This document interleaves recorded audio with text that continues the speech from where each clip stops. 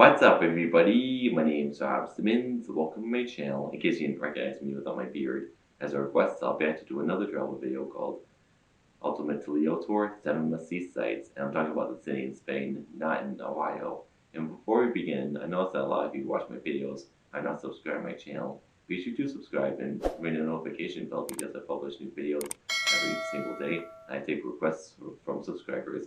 Also, if there's any other travel videos you want me to react to, let me know in the comments below. All that being said, this is a pretty long video, just shy of 17 minutes, so I'll get right to it. So we're walking to the Roman ruins and it begins. This is the thing with Diego. This guy knows everything. We just walked past this church and he said, okay, here's a church, but it was built on top of a mosque. And so you look up there, a mosque, but the mosque was built on top of a Visigothic church, which you can see here. But the Visigothic church was built on top of Roman ruins. You can see it way up here, a Roman inscription. That is the story of Toledo, and that's what we're going to be telling you. I'm super excited. Toledo is a magical city, but you know what? It can be a really tough place to visit. There's just so much to see, so many historic sites. The first time I came here, I was overwhelmed by all the options and ended up being underwhelmed by the experience. And then I met Diego. He is the most amazing guide here in Toledo, and he opened my eyes to the city. And today he's going to take us to the 7 must-visit sites here in Toledo so that when you come, you'll know exactly what you need to see, where you need to go, and your visit won't be underwhelming. So venga, let's go. Hey guys, so here I am with the famous Diego. He is the Indiana Jones of Toledo. Is that true? Of course it is. That might be my thumbnail. Might. Well, I'm an archaeologist. We just got started. So I'm an official guide, a local guide too, and I love to be in the undergrounds of the city. Perfect. And that's where we're going today. We're going underground, we're going above ground, we're going inside, wow. And we're starting with the Romans, right? Indeed. For the first stop, Diego takes me down into the basement of a block of flats in the middle of Toledo, where in 1986 Roman baths were discovered, and this ancient discovery completely changed what people thought about Roman Toledo. So it was always thought that Toledo wasn't actually that big a deal in Roman times. It wasn't that big a deal as a Roman town or city. But when these Roman baths were discovered, they started to revisit that idea because they started to think, well, actually maybe Roman Toledo was a bigger deal than we thought. You can see this pipe behind me. This was a pipe that pumped, well, they had water flowing through it. And what Diego's told me is, look at the width or the diameter of it. It's really wide, and you know that is the width of a pipe for Roman baths in a pretty big place. This is not a provincial little village that has a water pipe that wide to pump hot water through. That's so an impressive pipe. Going, Diego, and what is this part? Well, we think the furnaces were here. Okay. Because if you look down on there, that grey dirt is actually compiled ashes. Wow. So that's the heat was just burning the stone. And it goes on and on and on. If you look over there, that's an entrance. Sure, we don't know where it leads, so we need to remove the bricks one by one at a time, and rebuild the world elsewhere because it's. That's the challenge of living in Toledo, right? It's a living city, so you can't just keep digging. That's it. So that's this is what amazing. we got under our feet. And so here's Toledo. What's for behind you. that brick wall? The Roman baths, the ruins, and then we have people's apartments, people living right there, right above it. Pretty amazing. For sure.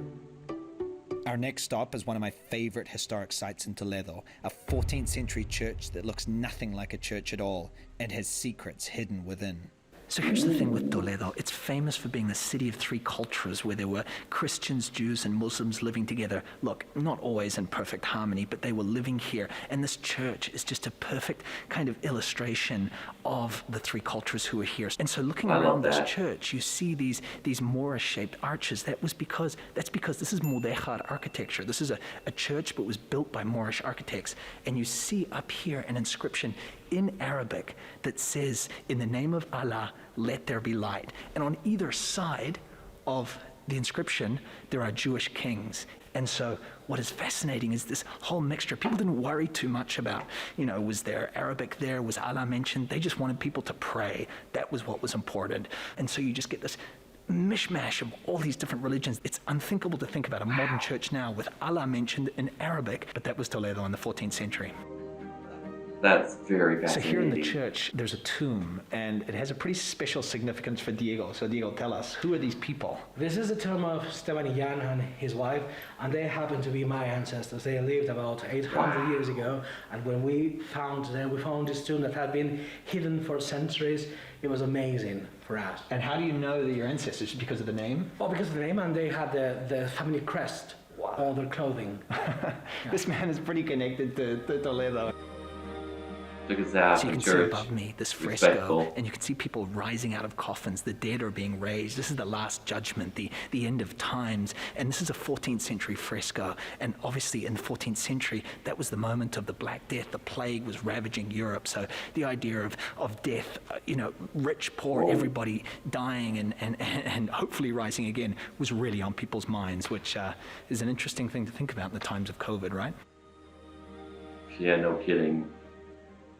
Nearby is the tiny and beautiful Cristo de la Luz Mosque. It was built in 999 by a local wealthy man as his personal mosque, where he could pray in private.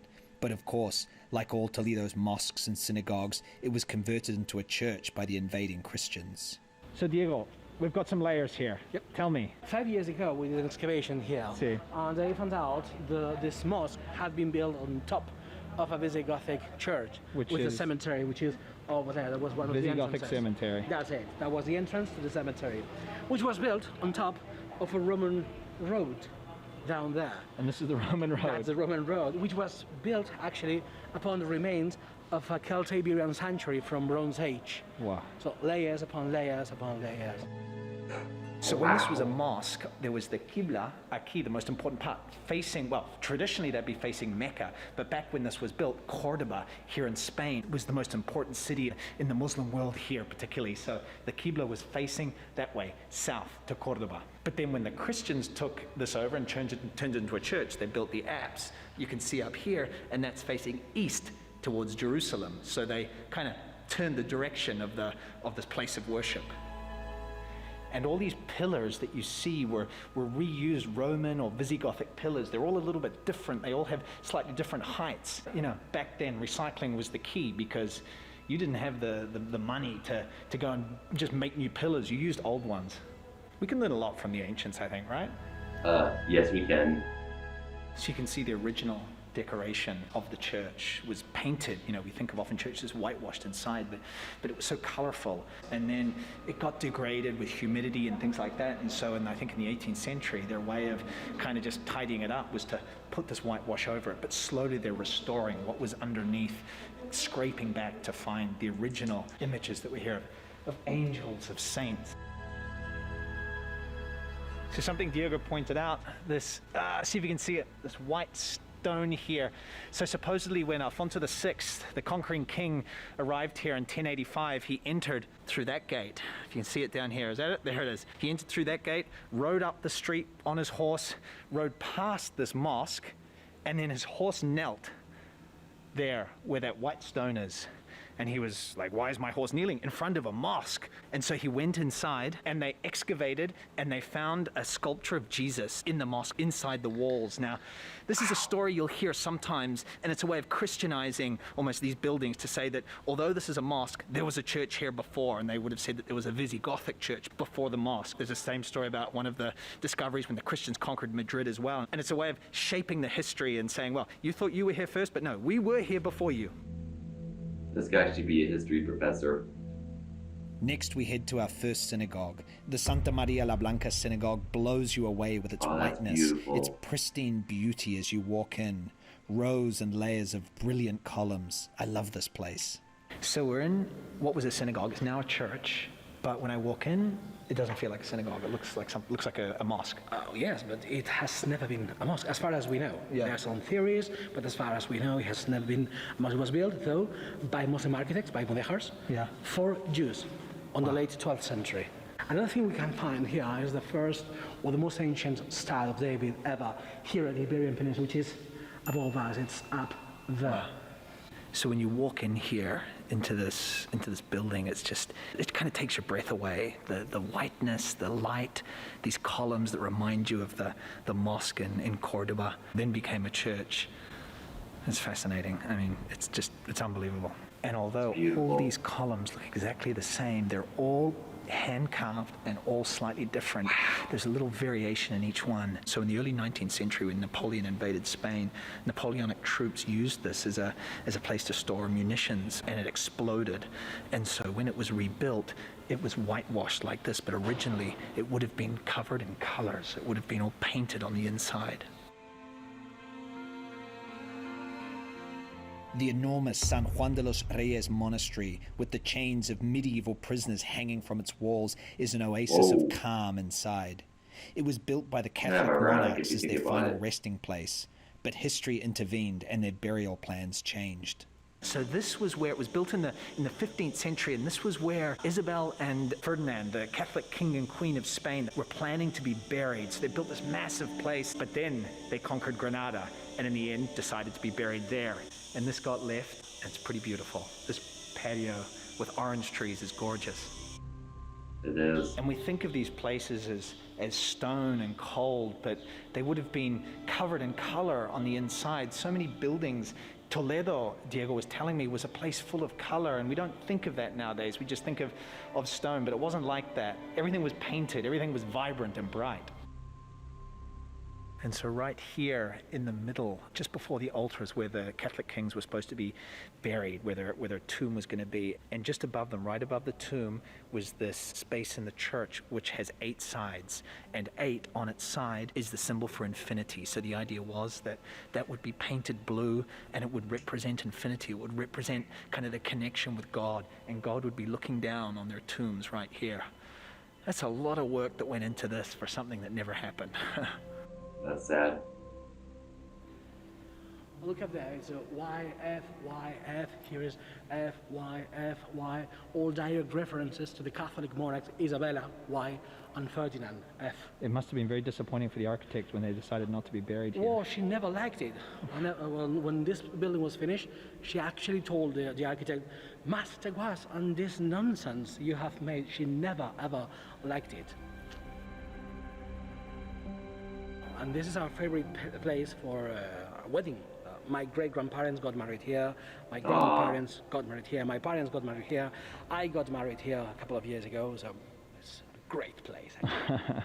Something that kind of blew my mind is that these chains that are on the building, on the monastery, they are from prisoners who were captive in Granada back in the 15th century and were liberated when the Catholic kings and queens conquered Granada. And the prisoners took their chains, took their manacles, and brought them here and hung them on this building as a way to give thanks.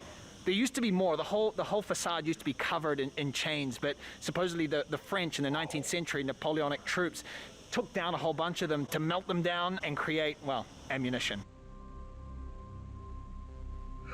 That's mind-blowing right there. I'm just trying to imagine that church covered in chains. The Synagogue, with its beautiful ornate inscriptions, was built in the 14th century at a time when tensions were rising between the 3 religions. And what is fascinating about this place is it was built in the 14th century when it was illegal to build synagogues. But the person who wanted to build the synagogue was the treasurer to the Christian king. And the Christian king gave permission to him to build the synagogue. Not only that, but the Jewish treasurer contracted a Muslim architect to build his synagogue. So you have a Catholic king giving permission to a Jewish man to build a synagogue built by a Muslim at a time when synagogues were not allowed to be built. And attached to the synagogue is the Museo Sephardi, which is a museum that talks about the history of the Jewish people here in Spain. And fascinatingly inscribed into the wall is a seal from Peter, the king, who allowed the synagogue to be built, making sure that nobody would come along one day and declare the building illegal and tear it down. That would be a shame. Toledo's cathedral is one of the grandest and most important in Spain. And even for those with cathedral fatigue, this place is full of hidden nooks and crannies and secrets if you know where to look. So Diego, the cathedral, there's some layers here, right? So what have we got? This is not the first building here. I didn't think so. Of course. Before it was a cathedral, it was actually the Muslim main mosque. And before that, there was a Visigothic church, a Visigothic basilica. Before that, we think there was a Roman temple. And even before that, we have found some hints, some artifacts from the Celtiberians. Wow. And again, when we think of places like a cathedral, we think of just bare, plain stone, but look at this. It was colored, it was all painted, it was colorful. So what happened is often after plagues, these places were used as effectively field hospitals, and then the only way to really disinfect was just to cover it all up. And so we lost a lot of that coloration, and sometimes it appears and you can see it a little bit more, but yeah, it wasn't what we think of when we think of the interior of a cathedral these days. So there's a few things you need to visit while you're here in the cathedral, and one of them is the chapter house. So you walk through this dark passage, and then you kind of step into this glowing chamber. It's been recently restored, I think, and it literally feels like it's just lit up. I mean, there are lights here, but the painting is so bright, and all these people we have around us, Yeah, it's all the reflecting the light, archbishops of especially Toledo, the golden right areas. from the 1st century all the way up till the most recent one. And then up in the back, we have the scenes from hell, purgatory, and heaven. So you see the raising of the dead, you see the people in purgatory in the middle, waiting to know which way they're going to go. And then the ceiling, the gold ceiling.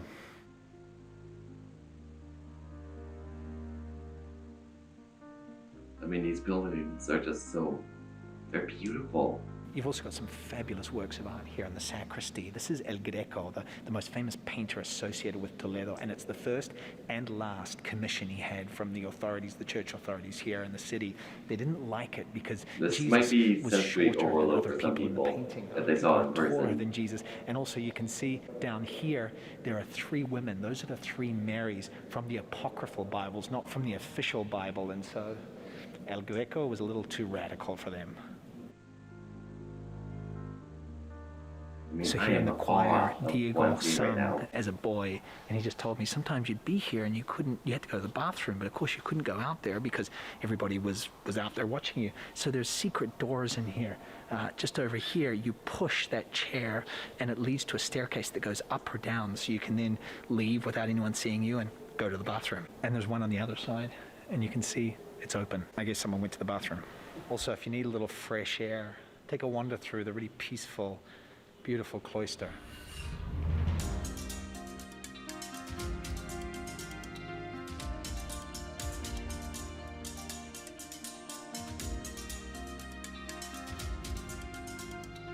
Guys, I hope this has helped kind of demystify Toledo for you, which is, as I say, so overwhelming, but these are some key places you have to visit. If you're interested in history, yes. click the playlist that's appearing, which is going to take you to other walking history tour videos that I've made. And when you're in Toledo, you know who to call. Diego, Busy Toledo. You'd That's be it. welcome to have them, right? Of course. See you in Toledo. See you in Toledo. Ciao, Bye-bye. guys. Ciao.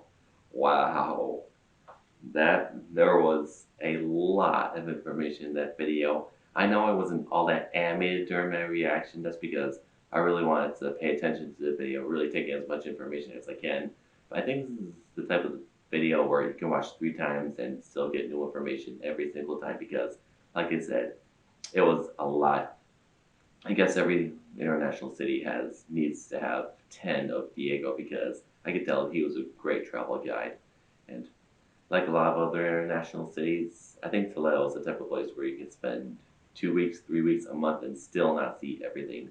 And now, because of these travel videos, I have 4 cities in Spain to visit: Madrid, Valencia, Seville, and Toledo, of course. I mean, it was great to see those religious buildings in the video, but I think seeing them in person will take it to a whole new level. Really see the detail and the scale of these buildings. I mean, I've been in famous churches before, and they are very beautiful and impressive. So that's why I think you have to see those places in person. So all that being said, another fantastic travel video. But let me know in the comments what you think. Thank you for watching.